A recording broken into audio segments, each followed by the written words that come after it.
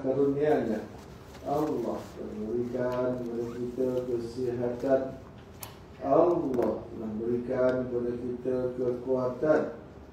Allah telah memberikan kepada kita nikmat banyak, sehingga kan nikmat yang cukup banyak itu membuat kita lagi menjadi hampir, membuat kita lagi menjadi dokek, membuat kita lagi menyayangi Allah Subhanahu wa ta'ala. Tetapi ada juga manusia-manusia yang diberikan nikmat Allah, mereka itu lalai, mereka itu lari, mereka itu menjerumuskan diri mereka ke lembah kehinaan. Kita mohon kepada Allah supaya Allah memasukkan kita dalam golongan yang pertama, dan kita mohon kepada Allah supaya Allah jauhkan kita daripada golongan yang kedua. Amin ya rabbal alamin. Alhamdulillah tuan-tuan dan puan sekalian, ya, ini masuk ayat 1-9. 1-9 tuan-tuan, ya. A'udzu billahi minasyaitonir rajim. Bismillahirrahmanirrahim. Qala Allah Ta'ala fil kitabihil karim wa huwa asdaqul qailin wa min haitsu kharajta fawalli wajhaka syatral masjidil haram wa innahu lal haqqu min rabbik wa mallahu bighafilin amma ta'malun wa min haitsu kharajta fawalli wajhaka syatral masjidil haram wa haitsuma kuntum fawallu wujuhakum syatrah li'alla yakuna lin-nasi 'alaikum hujjatun illa allazina zalamu minhum fala takhshawhum wakhshawni wa liutimma ni'mati 'alaikum wa la'allakum tahtadun. Dan dari mana saja kamu keluar, yakni datang, maka palingkanlah wajahmu ke Masjidil Haram. Sesungguhnya ketentuan itu benar-benar sesuatu yang hak dari Rabbmu, dan Allah sekali-kali tidak lengah atas apa yang kamu kerjakan. Dan dari mana saja kamu berangkat, maka palingkanlah wajahmu ke Masjidil Haram. Dan di mana saja kamu sekalian berada, maka palingkanlah wajahmu ke arahnya, agar tidak ada hujah manusia atas kamu kecuali orang-orang yang zalim di antara mereka. Maka janganlah kamu takut kepada mereka, dan takutlah kepadaku, dan agar ku sempurnakan nikmatku ke atasmu, dan supaya kamu mendapat petunjuk daripada Allah Subhanahu wa ta'ala. Tuan-tuan dan puan sekalian, dalam ayat ini Allah Subhanahu wa ta'ala kan memerintahkan, iaitu ini adalah perintah Allah yang ketiga untuk menghadap ke Masjidil Haram dari seluruh belahan bumi. Para ulama telah berbeza pendapat mengenai hikmah sampai pengulangan 3 kali. Ada yang berpendapat bahawa hal ini dimaksudkan sebagai taukid. Taukid itu apa? Penekanan, nak ditekankan sampai Allah sebut 3 kali. Kan, taukid ni apa? Taukid ni nak bagi tahu benda tu penting sehingga kono ulang. Ya, kono ulang. Donga tak ni? Donga. Macam ni macam tu. Jadi kita ulang-ulang. Macam kita cerita ke anak kita lah, kita ulang-ulang. Ya, Ulang-ulang ni adalah merupakan salah satu proses pendidikan. Barang siapa yang banyak mengulang, maka dia akan banyak mengikati. Dia banyak mengulang, dia banyak mengingati. Makanya orang hafal Quran, hafiz-hafiz tu, di antara cara hafal Quran, dia kena ulang setiap ayat 10 kali. Setiap ayat tu dia kena ulang 10 kali. Tuan-tuan bayangkanlah Quran kita ni ada ayat 6,666 lebih, tuan-tuan. Bayangkanlah kalau kali 10. Mangai Ustaz, banyak Tapi itulah di antara cara, kaedah orang-orang yang nak menghafal Al-Quran. Setiap ayat diulang 10 kali. Kenapa diulang 10 kali? Supaya dengan mengulang tu, kan, pertama melancarkan. Macam kita baca ayat lah, wa min haitsu kharajta fawalli, pertama kali. Jadi kita baru nak dapatkan rentak. Bila kita ulang kali kedua, wa min haitsu kharajta fawalli wajhaka syatra masjidil haram wa innahu lal haqqu min, dua kali. Kan? Kita pun ulang kali ketiga, sampai 5. Lama-lama tuan-tuan, di dalam proses pengulangan tersebut kita dah dapat loket hafal dalam kepala otak. Makanya tuan-tuan dan puan sekalian, kita akan jumpa banyak ayat-ayat yang sama, yang mana kita dulu dah jumpa dah ayat ngobrol macam ni. Ini hang jumpa lagi. Kenapa? Sebab Allah tahu kita ni manusia, kita mudah lupa. Summiyan nasu nasan li'annahu nasin. Tidak dinamakan dia manusia, malaikat dia tu pelupa. Makna kok dia tu nama orang, dia lupa. Siapa yang tak lupa tu bukan orang. Itu something wrong somewhere. Kan? Pasal apa? Manusia ni dia mesti lupa. Dia mesti lupa. Makanya proses pengulangan itu adalah penting. Sama juga orang tu hafal habis juzuk 2. Lama tu ustaz tu akan cerita. Ni kita nak apa nama ni? Tasmik balik ayat yang lama. Hari ni tak payah hafal ayat yang baru, tapi ulang balik ayat yang lama. Mulalah terkobir-kobir, tuan-tuan. Padahal kenapa kena ulang? Sebab nak tengok ingat kau tidak. Kan? Jadi nanti tulis dalam sijil hafal Quran 30 juzuk, tapi nak tabuk tak berani. Kan? Ke Thailand bertani, ada seorang budak, saya tengok satu YouTube Thailand, ada seorang budak kocik, tuan-tuan. 21 orang guru keliling dia tabuk. Makna cikgu-cikgu, ustaz-ustaz tu, kan 21 orang tu, yang ni dia, bukan dia lah nak baca ayat mana. Dia baca ayat ni, budak tu sambung. Dia baca ustaz ni, sambung. 21 orang. Tabuklah ke mana, selesai. Allah. Otak macam fotostik. Otak macam fotostik.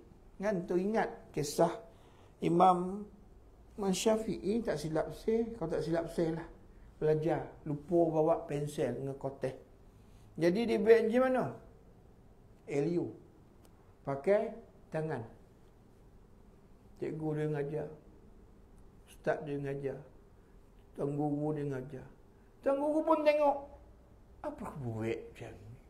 Kan boleh kan? Tembang ni apa kau buat tu? Apa kau buat? Nak tulis apa yang tuan guru ngajar. Apa yang kau tulis? Main sini ada nak tengok. Kan? Awak lah. Mana? Tak ada. Tak ada. Kenapa tak ada? Memang tak ada lah. Tak buat apa? Elio. Kan? Saya kata kau ni main-main apa? Kan? Kalau kau foto lah kau tulis. Cuba kau cerita apa yang kau cerita. Foto tuan-tuan. Tuan guru kata, pun ada. Nak ngobah handai. Belum kori ngai liu kat sini, dah sampai dalam otak. Kita ustaz cakap sampai kori liu. Tak faham. Ni lah, dah berasa ni. Sampai kori ngai liu cakap ni. Kan? Tak, yo faham. Tapi bukan orang sini lah, tempat lain. Nah, sini tak tahu. Sini faham macam Imam Ghazali, macam Syafi'i, ini lain macam. Ya, ni tempat lain ni nak cerita. Oh, nak ngobar tuan-tuan. Makanya Allah ulang, ya, Allah ulang berkali-kali supaya hendak mengingati. Makanya para ulama menyatakan kenapa Allah sampai kena ulang 3 kali ni? Makanya pendapat yang menyatakan bahawa ini adalah kerana Allah nak ngobar pentingnya yang kita ni kan kono menghadap pawilah ke mana pun kono menghadap Baitullahil Haram. Nah jadi haram. Kenapa? Sebab sebelum ini orang-orang semayang adalah menghadap ke Masjidil Aqsa. Kiblat tu Masjidil Aqsa. Jadi kita baca ayat-ayat yang terdahulu yang belum lamposo itu hari, ingat tak? Macam mana ketika semayang asar di Masjid Kiblatain. Kan? Salah semayang, kan tengah-tengah semayang asar tiba-tiba turun wahyu supaya pusing. Memula semayang ni menghadap ke Masjidil Aqsa ni. Tiba-tiba turun ayat supaya pusing. Maka on the spot waktu semayang asar tu pusing. Makanya masjid tu dikenali dengan Masjid Kiblatain, 2 kiblat. Pasal masjid tu Nabi pernah semayang menghadap ke Masjidil Aqsa dan lepas pada tu Nabi pernah semayang menghadap ke Masjidil Haram. Maka masjid tu dikenali dengan Masjid 2 kiblat. Pusing Nabi. Sejak daripada hari tersebut tidak ada lagi menghadap ke Masjidil Aqsa. Semua kena menghadap Masjidil Haram. Tapi ada yang bega-bega tu. Kenapa? Sebab yang bega-bega tu kata, apa pula kita nak menghadap ke sana? Berapa lama dah kita menghadap Masjidil Aqsa ni? Halih-halih suruh pusing pula. Tak mau. Padahal itu arahan Allah. Dan itu adalah merupakan ujian juga kepada orang-orang yang orang-orang Islam yang sembahyang. Nak tengok dia nak ikut tak arahan Allah. Ya, nak ikut. Yang kafir itu dah tentu pula. Ni yang Islam. Yang Islam tak mau. Kan kita dah sembahyang lama menghadap ke Masjidil Aqsa. Apa pula kita nak menghadap ke Sanun? Ini kan arahan daripada Allah. Allah dah turunkan wahyu ke Nabi. Kata kena ikutlah. Payah macam ni. Ada yang bega tu tak mau ikut. Padahal dah Islam tu yang kafir dah tentu dah. Kan? Macam tu. Makanya Allah ulang lagi. Kan? Ulang lagi kali ketiga ini. Ini adalah perintah Allah. Makna Allah nak tegaskan. Kau tahu tak ini arahan aku? Kan? Takkan cakap sekali tak dengar, cakap 2 kali tak dengar, cakap 3 kali tak dengar. Banyak kali berbuih cakap kalau orang kita katalah. Sampai berbuih cakap takkan tak dengar lagi. Pokak ke? Macam tu. Inilah yang menyebabkan Allah sampai 3 kali mengulangi supaya kita ni menghadap ke Masjidil Haram. Pawilah ke mana pun kena menghadap Masjidil Haram. Dan tuan-tuan dan puan sekalian, ayat ini juga nak bagi tahu kepada kita. Pawilah ke mana pun kena semayang. Kena semayang. Balik ke Johor ke, imam balik Johor, kan kena semayang. Nanti ustaz balik Terengganu, kena semayang. Kan? Nanti orang Ayub tak ada ni balik ke Bayuk Perak. Kedah. Ayub balik Kedah nanti kan pun kena. Kan menghadap ke ke Masjidil Haram. Pawi dia ke Uganda pun kena menghadap ke Masjidil Haram. Pawi dia ke Nicaragua pun kena menghadap ke Masjidil Haram. Pawi dia ke Zimbabwe polek-polek punya negara tuan-tuan pun kena menghadap Masjidil Haram. Nak ngapa apa? Kono semayang. Kono semayang. Oh, macam tu yo. No excuses. No. Tak ada excuses. Marilah musafirlah. Lama pun tetapi semayang kono tetap lakukan. Jadi di sini adalah merupakan penekanan yang Allah berikan kepada kita supaya kita jangan lupa yang kiblat kita sekarang ni adalah Masjidil Haram dan kita jangan lupa untuk melaksanakan solat. Okey. Ada pendapat kedua yang menyatakan bahawa kerana ia merupakan nasah, yakni penghapusan hukum yang pertama kali terjadi dalam Islam. Nasah mansuh. Nasah mansuh ni apa? Sesuatu ayat yang pernah Allah nyatakan, tetapi kemudian selepas itu Allah nyatakan ayat yang lain yang menasahkan ayat tersebut. Nasah itu apa? Menghapuskan. Dulu la taqrabus salata wa antum sukara. Ayat Quran. Apa Allah sebut? La taqrabus salah. Jangan kamu sembahyang. La taqrabus salat wa antum sukara. Ketika kamu dalam keadaan mabuk. Bila mabuk, nak sembahyang jangan mabuk. Maknanya kalau lepas sembahyang boleh mabuk? Biar botol ustaz. Apa pula tak botol Ayat Quran kata Oh, okey. La taqrabus salata wa antum sukara. Jangan engkau menghampiri solat ketika engkau dalam keadaan mabuk. Jadi nak sembahyang jangan mabuk. Kemudian kenapa ayat tu turun? Kan? Sebab nak bagi tahu bahawasanya sembahyang ini kena ingat Allah. Kok mabuk ingat ke siapa? Orang fly high. Ke mana pergi? Ke mana-mana pergi tuan-tuan. Kan? Macam kita ya. Dan mabuk ini untuk pengetahuan tuan-tuan, mabuk ni bukan saja minum arak. Tak, kita semua ya Allahu Akbar. Allah. Kain memakik kok hujan ni mampus. Basah, ya, sesio basuh kain. Kena hujan, kena basuh lagi. Lang kepala ni mabuk ya.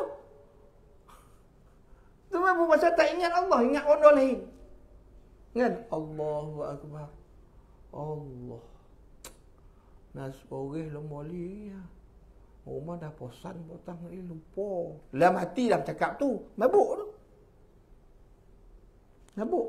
Pasal apa tak ingat. Sedangkan dia semayang ni, kalau dia semayang, kalau ingat Allah, kan ingat tu bagai umur. Kan? Allahu Akbar. Aircon dah tutup malam ni ya. Ni nak semayang lama. Kan? Datang surau. Tambah ustaz yang gemuk-gemuk tu. Bukan berapa nak siap entahlah. Aduh, kan bazir duit tu. Aircon keluar bu tu. Aduh, ya Allah.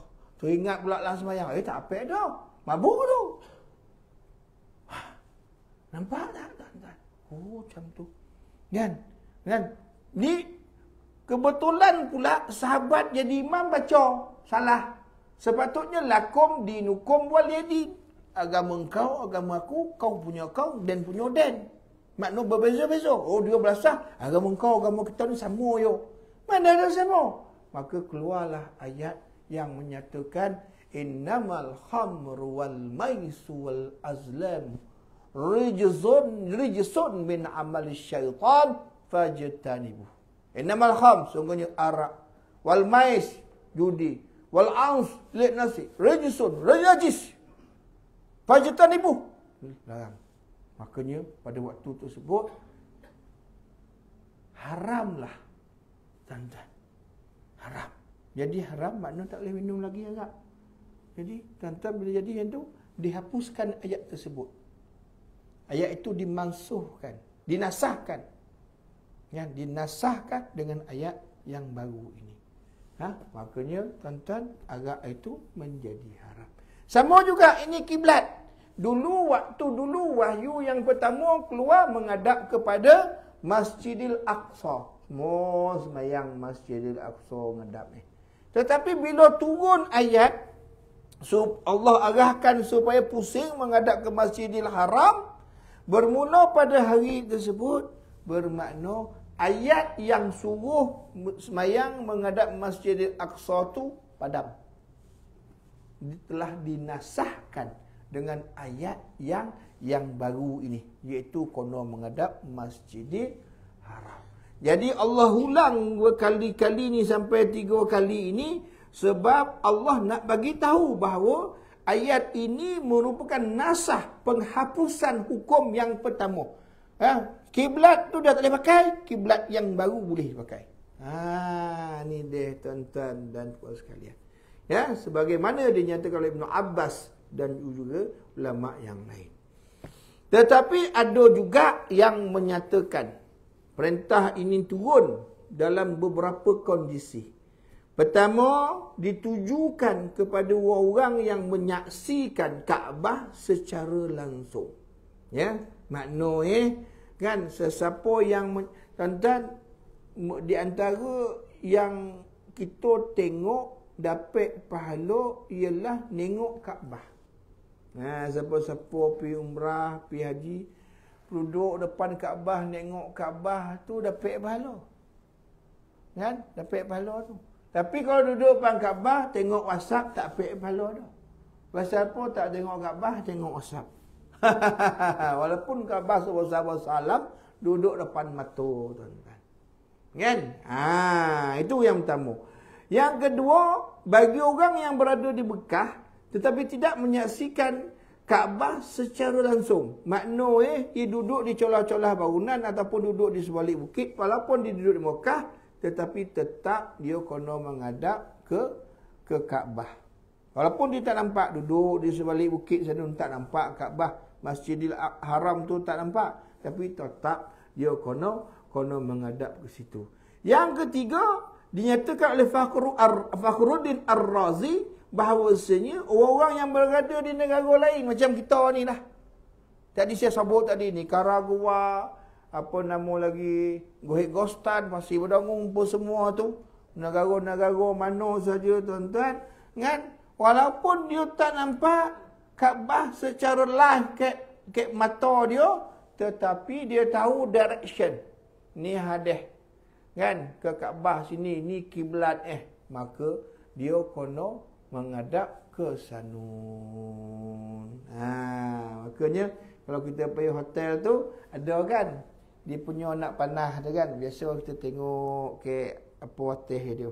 Dia punya shilling tu ada letak nak panah yang mengabarkan bahawa itu adalah kiblat. Dan kiblat tu bukan boleh letak saja tu.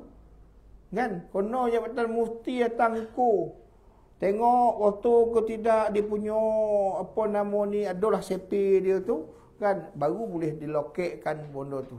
Kan? Makanya kalau kita pergi surau Petronas ada sijil dilekatkan. Sijil itu loket. Kan? Kiblat ni telah dicerap, telah diukur oleh Jabatan Mufti Negeri Sembilan. Kaum Negeri Sembilan. Kalau negeri lain, Jabatan Mufti Negeri lain lah. Kan? Ditulis tu. Pasal apa? Pasal mereka saja mempunyai autoriti bawa alat dia pakai untuk tentukan kiblat. Pasal apa? Di antara syarat sahnya sembahyang kena menghadap kiblat. Betul-betul menghadap kiblat. Itu deh tuan-tuan ya. Sedangkan jawapan yang rajih, yang kuat sekali, makna pendapat yang kuat sekali, menurut Al-Qurtubi rahimahullah adalah yang pertama, iaitu ditujukan kepada orang yang berada di Mekah. Kenapa? Sebab yang berada di Mekah pada waktu tersebut adalah orang yang paling awal bersama dengan Nabi, menyaksikan berada bersama dengan Nabi pada hari Allah suruh pusingkan balik daripada Masjidil Aqsa ke Masjidil Haram. Itu yang pertama. Yang kedua, Qurtubi kata untuk orang yang berada di negara yang lain. Kan? Dan yang ketiga, bagi orang yang melakukan perjalanan. Makna kita pergi perjalanan mana-mana sekarang ni, kita ada handphone, kita tak tahu mana arah apa nama ni kita punya kiblat, kita ada aplikasi kiblat, kita tekan dia nanti dipusing sendiri, tak ditunjuk macam tu. Dah waktu dah tu. Kan? Kono yakin ya pasal alat tersebut merupakan alat yang telah diakui keabsahan dia tersebut. Okey? Dan firman Allah lagi, li'alla yakuna lin-nasi 'alaikum hujjah. Agar tidak ada hujjah manusia ke atas kamu, iaitu ahli kitab. Mereka mengetahui di antara sifat umat ini adalah menghadap ke arah Kaabah sebagai kiblat. Jika kehendak untuk menghadap kiblat ke Kaabah itu telah hilang dari sifat umat Islam, mungkin mereka akan menjadikannya sebagai hujah ke atas kaum muslimin. Dan selain itu, agar mereka tidak berhujah bahawa kaum muslimin sama dengan mereka dengan menghadap ke Baitul Maqdis. Ya. Jadi tuan-tuan dan puan sekalian, Allah SWT dalam ayat ni nak ngabar, kan, dia bagi tahu sekali lagi, ni yang ketiga kali, supaya kamu menghadap ke Baitullahil Haram, Masjidil Haram ini supaya Allah nak bagi tahu bahawa inilah dia kiblat yang sebenar-benar. Walaupun kadang-kadang kamu berada di tempat yang kamu tak nampak Kaabah, tetap kamu kena mencari arah ke mana Kaabah tersebut. Supaya nanti kalaulah kita sembahyang, kita tidak menghadap kiblat tersebut, makanya akan menjadi hujah kepada ahli kitab menyatakan apa? Tengok dia sembahyang. Dia tak menghadap ke Kaabah, dia menghadap ke kiblat kita yang Masjidil Aqsa. Jadi Allah tak nak macam tu. Ya, Allah tak nak orang-orang tu berhujah seperti itu. Dan yang Allah tak nak lagi ialah walaupun orang tu tahu kiblat ke mana, tapi tak sembahyang. Tapi tak sembahyang. Kan? Surau punya banyak, sajid punya banyak, kan? Lalu depan surau, lalu depan masjid, tapi tak sembahyang. Dah tahu dah masjid tu, surau tu dah tentulah kiblat macam kita ni kan. Dah tentulah ke sana. Dah diukur tapi tak datang sembahyang. Itulah yang lagi Allah tak nak, tuan-tuan. Ya, bayangkanlah. Kenapa? Takkanlah kau dah tahu kiblat ke mana, kau tak nak datang sembahyang. Kan? Sedangkan kalau kita tak tahu kiblat ke mana pun pada waktu tu sebut, boleh kita gunakan ruksah fasamma wajhullah. Di mana-mana saja hujah Allah. Pasal kita tak tahu mana kiblat ni. Jadi alat pun tak ada, kita pun tak reti tengok cahaya matahari, bulan, bintang pun semua tak reti. Kan? Pada waktu tu kita yakin ni harga ya Allah, Allahu Akbar. Kono yo sembahyang. Tak boleh tak sembahyang. Ini yang paling kuat lagi, tuan-tuan. Allah nak ngabar tentang sembahyanglah. Jangan tak sembahyang. Ya, datang surau masjid ni untuk sembahyang. Ya. Tuan-tuan dan puan-puan sekalian, ya, dinyatakan kan bahawasanya mengenai firman ini, Abu Aliyah menyatakan yang dimaksudkan dengan hal ini adalah ahlul kitab. Ketika mereka menyatakan Muhammad berpaling ke arah Kaabah, mereka menyatakan dia rindu kepada rumah ayahnya dan agama kaumnya. Kita kena ingat ya, Kaabah ni di Mekah. Nabi Muhammad SAW ini orang Mekah. Lahir di Mekah, dibesarkan di Mekah, banyak usia di Mekah.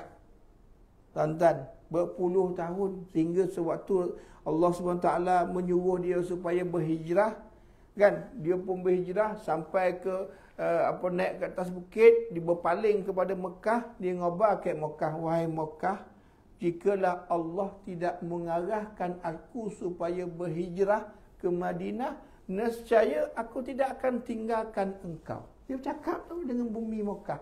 Makna apa? Makna sedih dia, hibur dia nak tinggalkan Mekah. Pasal apa? Tanah tumpah darah dia. Abah kat situ, omak kat situ, atuk kat situ, Semua keluarga kat situ. Semua keluarga ramai kat situ. Sepupu, sepapat, saudara, mak saudara, semua kat situ. Tiba-tiba Allah suruh berhijrah. Dan pada waktu tersebut, dia taat kepada perintah Allah supaya berhijrah. Dia pergi berhijrah. Dan dia berhenti, dia kata, wahai Mekah, kalaulah ini bukan arahan Allah, nescaya aku tidak akan tinggalkan engkau. Tetapi kerana ini arahan Allah, aku kena akur. Sami'na wa ata'na. Aku tinggalkan engkau. Dalam keadaan menangis-nangis. Makanya ketika peristiwa Fathu Mekah, pembukaan Mekah, Pak Noi, Rasulullah berjaya menawan Mekah kembali. Tempat pertama yang Rasulullah masuk adalah Kaabah. Dia waktu dia menakluki Mekah tu, pertama dia pergi dekat Kaabah, tuan-tuan. Dia tawaf Kaabah. Dia tawaf Kaabah, tuan-tuan. Sambil tawaf bawa panah dia. Waktu tu Kaabah penuh patung topi. Kan setiap kali dia jumpa patung, dia akan tarik nak panah dia. Qul ja'al haq wa zahaqal batil. Innal batila kana zahuqa. Dibaca ayat tu, yang Quran. Apabila datang kebenaran, maka lenyaplah kebatilan. Innal batila kana zahuqa. Sesungguhnya kebatilan semuanya akan zahuqa. Habis. Dia panah. Sekor-sekor patung tu. Patung sekor Kenapa nak ngobar peribahasa orang, bahasa buah ni, sebuah. Sebiji. Alah, ikutlah pun lah. Tu dia. Ada berapa banyak? 360. 300. Lepas dia tawaf, tuan-tuan, dia masuk dalam Kaabah. Pada waktu dia masuk buka untuk Kaabah, ada patung burung merpati. Sekor duduk dalam Kaabah. Dibuat daripada kayu. Diukir dengan kayu, tuan-tuan. So Allah ambil panah, pak, kotok, pecah, tuan-tuan. Patah. Tapi Rasulullah tengok kat dinding dalam Kaabah, penuh dilukis. Lukisan-lukisan yang khurafat ni, tuan-tuan. Rasulullah mengarahkan sahabat bersih ataupun cat baliklah bagi hilangkan kosan-kosan yang sebegitu, tuan-tuan. Maknanya sayang Nabi Muhammad SAW kepada Mekah ini, tuan-tuan. Ya, maka ayat ini Abu Aliyah menyatakan bahawa yang dimaksudkan dengan hal ini adalah ahli kitab. Ketika mereka melihat Nabi Muhammad berpaling daripada memula Masjidil Aqsa, tiba-tiba berpaling ke Kaabah. Dia berpaling ke Kaabah ni pasal dia teringat Tuhan. Dia teringat. Dia teringat siapa? Dia teringat Abah. Dia teringat kampung halaman. La ilaha illallah. Boleh di spin macam tu, tuan-tuan. Dia pusing macam tu pula. Hai, ahli kitab ni macam tulah dia, tuan-tuan. Mereka menyatakan dia rindu kepada rumah Yahya. Kan, dia rindu kepada agama kaum. Pasal tu dia pusing belah sana. Astagfirullah. Dan yang menjadi hujah ke atas Nabi adalah berpalingnya beliau ke Masjidil Haram. Mereka katakan ia akan kembali kepada agama kita sebagaimana dia telah kembali ke kiblat kita. Apa lagi teruk dia paling ke Mekah tu. Ni dia nak agama asal abah marin dah. Agama asal moyang marin dah. Tuan-tuan, dia punya pusing, tuan-tuan. Allah asah waktu teruk tuan-tuan. Kata Ibnu Abi Hatim, hal senada juga diriwayatkan oleh Mujahid, Atha, Ad-Dhaha, Rabi' bin Anas, Qatadah dan juga As-Sudi. Dan firman Allah Ta'ala, illal lazina zalamu minhum, kecuali orang zalim di antara mereka. Mereka semua pun dapat, iaitu orang kafir musyrik Quraisy. Sallallahu alaihi wasallam sentiasa taat kepada Allah dalam segala keadaan. Tidak pernah melanggar perintah Allah meskipun hanya sekejap mata. Maknanya di sini Imam Nukathir nak ngabar kata bahawa Nabi Muhammad ni tak pernah kehidupan dia ni buat silap, tak pernah. Walaupun sekejap mata tak ada pernah buat silap, tuan-tuan. Namun umat beliau selalu sedang umat beliau selalu mengikutinya. Fala takhshawhum wakhshawni. Maka janganlah kamu takut kepada mereka dan takutlah kepadaku. Artinya janganlah kalian takut terhadap kesaksian orang-orang yang zalim, yang menyusahkan, tetapi takutlah hanya kepadaku, Allah sahaja. Sesungguhnya hanya Allah Ta'ala saja yang lebih berhak untuk ditakuti daripada yang lain. Makna di sini Allah nak ngabar, kau tak payah takut ke orang-orang kafir musyrikin Quraisy, orang ahli kitab ke, kau tak payah takut. Ya, kau payah takut. Kau takut ke aku je. Akulah yang berhak kau takut. Yang lain kau tak berhak takut. Selagi engkau berada di atas jalan yang benar, kan, kau ikut Nabi, kau ikut Allah, makanya kau tuwihkanlah selagi mana engkau berada ihdinas siratal mustaqim, di atas jalan yang lurus. Tak payah kau takut. Pasal apa? Aku ada. Kau susah, kau minta ke aku. Kan? Ha? Kau rasa sakit, kau minta ke aku. Aku yang mau sakit, aku yang menyembuh, aku yang mau kaya, aku yang mau miskin. Kau nak apa? Semua aku beri, tuan-tuan. Allah Rabbi. Ya, dia minta ke orang. Makanya mengharap hanya kepada Allah. Ihfazillah. Yahfazka. Kamu jaga Allah, Allah akan jaga kamu. Ya. Kamu jaga Allah, Allah akan jaga kamu. Ihfazillah. Yahfazka. Ihfazillah yahfazka. Kamu jagalah Allah, maka Allah akan jaga kamu. Makanya tuan-tuan dan puan sekalian, jaga. Ya. Ya. Jaga Allah. Maka pada waktu kita jaga Allah, pada waktu tersebut Allah jaga kita. Mintalah kepada aku. Jangan minta kepada yang lain. Kan? Jangan minta yang lain. Kau nak pertolongan, mintalah kepada aku. Jangan engkau minta dengan yang lain selain daripada aku. Tuan-tuan dan puan sekalian, para ulama telah menafsirkan, menyatakan bahawa ada 8 bondo. Ya, 8 bondo yang menyebabkan kita ini tak jaga Allah. Ya, ada 8 bondo yang menyebabkan kita tak jaga Allah. Apa bondo-bondo tersebut? Yang pertama yang menyebabkan kita tak jaga Allah ialah yang namanya ibu ayah. Ibu ayah. Kan? Sewaktu kita kecil, okeylah. Kan? Waktu kita kecil, tuan-tuan, okey kan. Tapi bila dah besar, kan, ada halangan yang menyebabkan kita jaga Allah. Di antara halangan itu adalah ibu ayah. Kita tahu ibu ayah ni lubuk pahala. Yang perlu kita kena apa? Kena jaga. Tetapi tuan-tuan, ibu ayah jugalah yang menyebabkan kita tak jaga dia. Kan? Ibu ayah yang menyebabkan kan kita. Ayah tanya, yang tak balik kau ayah ni, tengoklah abah. Kan? Abah tunggu, kan ada iklan-iklan Petronas ke apa kan, sedap kan.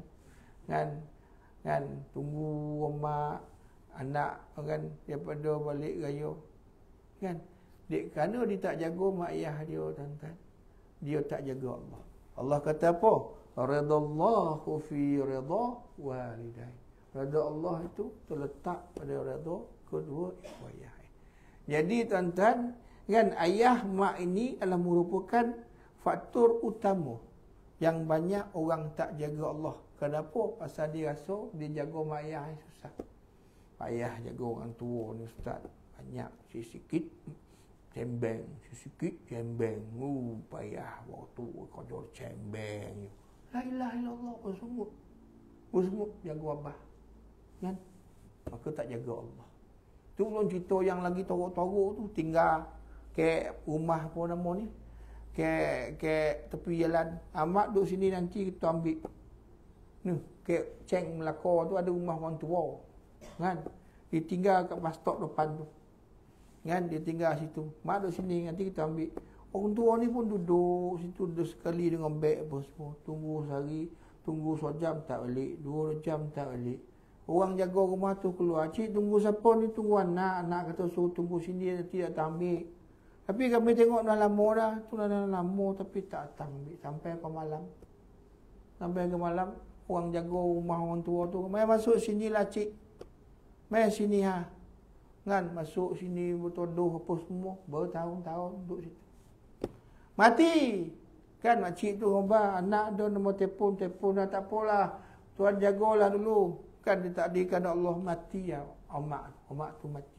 Omak tu mati telefon anak Omak meninggal dunia ni mohon diuruskan. Uruskanlah. Uruskanlah Allah Rabbi. Neraka tuan-tuan. Ibu ayah tuan-tuan. Oh jangan tuan-tuan. Nak neraka jagalah. Kan buatlah apa nama ni, abaikanlah ibu ayah. Neraka confirm dapat tuan-tuan. Bahkan bukan neraka saja tuan-tuan. Di antara balasan orang yang tak jaga ibu ayah ni, dia akan mendapat balasan di atas muka bumi lagi. Allah bayar cash tuan-tuan. COD, cash on delivery. Allah. Yang kedua tuan-tuan, jaga Allah ni tuan-tuan. Yang kedua, kenapa terhalang anak-anak? Anak-anak.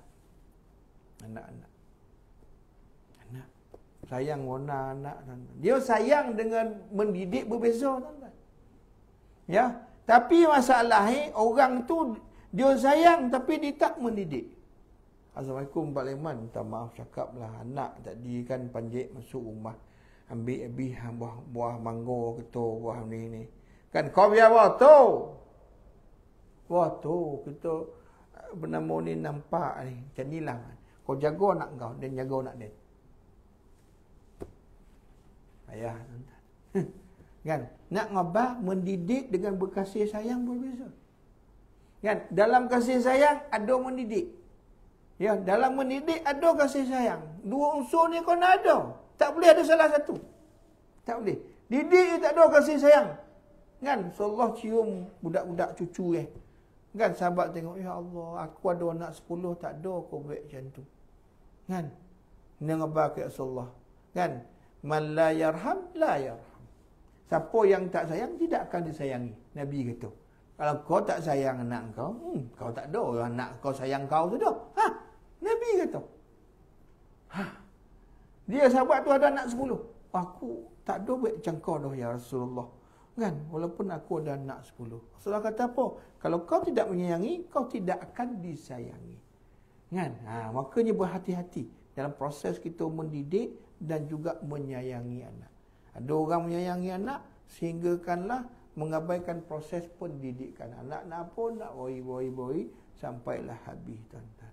Yang ketiga, dia beradik. Dia beradik tuan-tuan, mak ayah ada okey lagi. Mak ayah tak ada tuan-tuan, tanah tu macam mana tu? Kan? Kita bagilah dia beradik, mana boleh bagi. Kau bagi mana jaga mak, dan jaga mak. Kan? Dah bergaduh dia beradik tuan-tuan. Dah bergaduh. Adik-beradik boleh bergaduh tuan-tuan. Ada banyak saya jumpa kes tuan-tuan.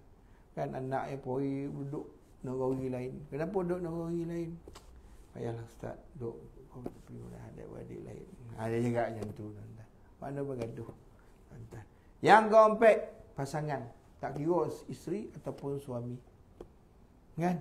Tak kira suami ataupun isteri. Tuan-tuan. Ya, yang menyebabkan tak jaga Allah. Yang kelima, jiran. Dia 8 semua. Yang kelima, jiran. Oh, jiran tetangga. Oh, jangan tuan-tuan. Yang keenam, kotor benda. Belalah cari kotor tuan-tuan sampai tak semayang. Lupa semayang. Dan yang ke-8, rumah yang kau sukai. Nombor 7. Nombor 7, rumah yang kau suka. Ada seorang sahabat Nabi selalu datang semayang. Kan bila dia kahwin duduk dalam rumah, dia tak datang semayang. Nabi kata apa, kau pergi tengok dia buat apa, duduk dalam rumah. Nabi kata dah banyak kali datang, Nabi kata kau pergi cari kayu, kau bakar rumah. Kau bakar rumah. Tapi tak sampai bakar lah. Macam dah sampai macam tu, duduk lekor dalam rumah. Dan yang ke-8, perniagaan yang kau bimbang merugi. Buka kedai tuan-tuan. Kan? Jumaat pun tengah bang pun buka. Tengah bang tu ramai boli. Syaitan. Tengah bang tu. Bang Jumaat tu. Oh, ustaz tengah bang tu ramai ustaz. Ramai melampuh datang boli. Oh, kan? Habis. Kan? Padahal tutup. Jumaat kena tutup. Kan? Yang boleh boli tu perempuan. Dan yang jaga kedai tu kono perempuan. Yang perempuan nak melalau, pergilah hari Jumaat. Pasal dia boleh. Dia tak sembahyang Jumaat. Yang lelaki ni ramai lelaki pula pada perempuan melalau kat Giant lah. Mana apa darah lah apa, makan apa semua. Ya Allah, latihlah tuan-tuan dan puan sekalian. Ya, itu dia yang Allah sebutkan. Ya, jangan minta aku. Kan? Aku lebih berhak untuk engkau takuti daripada mu. Wali utimma ni'mati alaikum, dan supaya aku menyempurnakan nikmatku atasmu. Firman Allah merupakan sumbangan, ataf sumbangan kepada firman Allah yang sebelumnya, iaitu li alla yakuna linnasi alaikum hujjah, agar tidak ada hujah manusia di atasmu. Artinya supaya aku, yakni Allah, menyempurnakan nikmatku atas kalian, iaitu berupa ditetapkannya Kaabah sebagai kiblat, supaya syariat kalian benar-benar sempurna dari segala isi. Wala'allakum tahtadun, kan? Dan agar kalian mendapat petunjuk. Maksudnya kami tunjukkan kalian kepada jalan yang umat lain menyimpang darinya, dan kami khususkan jalan ini hanya untuk kalian. Oleh kerana itu umat ini adalah umat yang paling baik dan mulia. Ni nak apa? Punya hebat. Allah kata, kau jaga aku jaga engkau. Nanti bila kau jaga aku akan berikan nikmat aku kepada kamu. Boleh tuan-tuan? Insya-Allah. Okey tuan-tuan dan puan sekalian, kita akan tengok minggu depan lagi tu. Insya-Allah minggu depan ya. 6 boleh 23 20 sampai lagi tu. Pasal naik kapal Tobang 28 kalau ada, sampai kalau tak ada pun buat macam mana. Okey. Okeylah tuan-tuan dan puan sekalian, terima kasih atas perhatian. Mohon maaf, ingatkan saya ayat 151. Kita akan mula 151 pula. Ya.